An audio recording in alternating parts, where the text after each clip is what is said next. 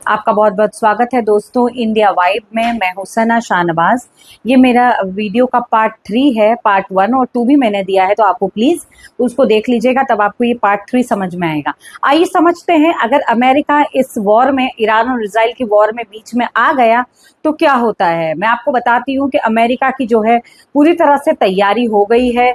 America के अधिकारियों का ये बयान है कि अमेरिका ने ईरान को पूरी तरफ से घेराबंदी कर ली है। 6 कंट्रीज से घेराबंदी हो चुकी है, जैसे Iraq, UAE, Jordan, Qatar, Kuwait, इस तरीके की कंट्रीज से जो है पूरी तरह से घेराबंदी हो गई है। वहां अमेरिका के बेस में जो फाइटर जेट्स है, आर्मी है, नेवी है, सब पूरी तरह से हमले के लिए तैयार है।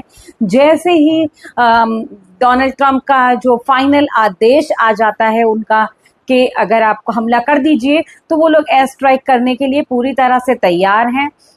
और जो है डोनाल्ड ट्रंप ने ये कहा है कि अगर वो ईरान को 2 हफ्ते का अल्टीमेटम वो अभी दे रहा है, ताज़ा जानकारियों के हिसाब से, कि अगर वो अभी वक्त लगा सकते हैं, सोच लें और इस कार्यक्रम को, न्यूक्लियर प्रोग्राम को अपने बंद कर दें, तो ईरान जो है, जो अमेरिका है, वो इससे पीछे हट जाएगा। अब मैं आपको बताती हूँ कि जो अमेरिका है वो अपनी जो 900 अरब डॉलर से ज़्यादा जो है खर्चा करता है अपने आर्मी, नेवी और एयर फोर्सेस पे, अपने डिफेंस सिस्टम को मजबूत करने के लिए, शायद ऐसे ही दिनों के लिए। अब देखिए, जो अमेरिका के बेस हैं वो यूरोपियन कंट्रीज में सबसे ज़्यादा, जो जर्मनी में मुख्य कार्यालय है इसका, अफ्रीका में जिबूती में इसका मुख्य बेस है। उसी तरह से उसके बहुत सारे सैनिक हैं, 13 लाख से ज़्यादा सैनिक हैं। ईरान के पास 6 लाख हैं।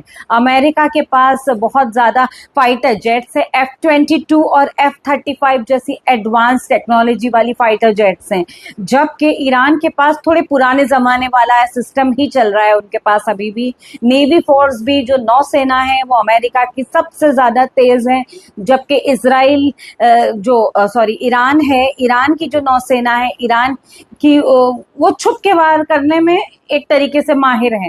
अब आप सोचिए कि क्या होगा अगर ईरान और अमेरिका इस युद्ध में एक साथ आ जाते हैं, तो क्या ईरान इजराइल को जिस तरीके से जवाबी कार्रवाई कर रहा है, क्या वो अमेरिका को भी जवाब दे सकता है? क्योंकि अमेरिका तो एक सुपर पावर है, उसके पास सारी नई टेक्नोलॉजीज हैं, सारे नए फाइटर जेट्स हैं, और उस तरीके से वो किस तरह से, अब क्या होता है इनके बीच में, ये हमें देखना होगा।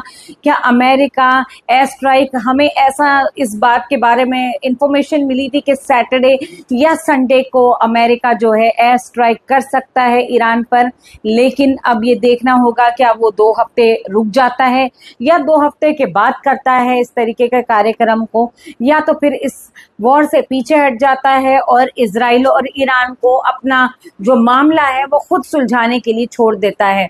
तो ये तो ट्रंप साहब ही जाने कि वो क्या चाहते हैं। उनकी जो बातें हैं वो खुद ही जानते हैं। कभी वो कहते हैं कि वो हमला कर भी सकते हैं, कभी कहते हैं नहीं कर सकते हैं। हमारे समझ नहीं आ रहा है कि ऐसा भी कोई राष्ट्रपति होता है कि जो वो खुद ही अपने डिसीजन पे श्योर नहीं है। वो तो एक बिजनेसमैन है, वो अपना फायदा देखकर एक तरीके से रिएक्ट करते हैं कि जहां फायदा होगा वो उस तरीके से हमला करेंगे, फायदा नहीं होगा वो नहीं करेंगे। लेकिन ये देखना होगा कि क्या होता है।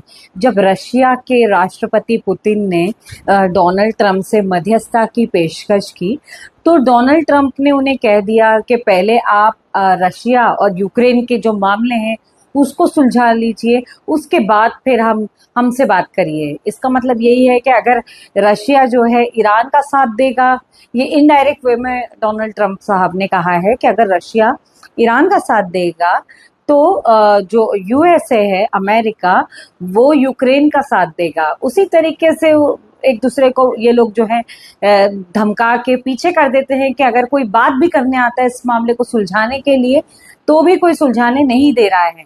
सारी कंट्रीज एक दूसरे के पीछे लगी हैं। जैसे ऐसा लग रहा है कि पहले नॉर्थ कोरिया ने भी कहा है कि वो इजराइल पे हमला कर सकता है अगर ईरान पर हमला करना बंद नहीं किया।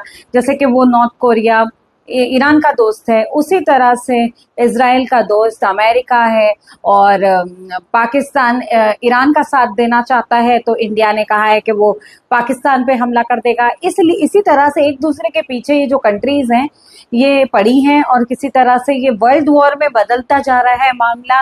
अब इससे लेकिन आम जो जनता है वो मुश्किल में पड़ जाएगी, उसे सरवाइव करना पड़ेगा, क्योंकि अमेरिका ने ये भी कहा है, अमेरिका के पास इस तरह के बम हैं कि वो जमीन के नीचे तक के जो न्यूक्लियर ठिकाने या कोई भी अगर कि कोई चीज बंकर बना हुआ है या कुछ छुपा है तो वो उसको भी खत्म कर सकती है।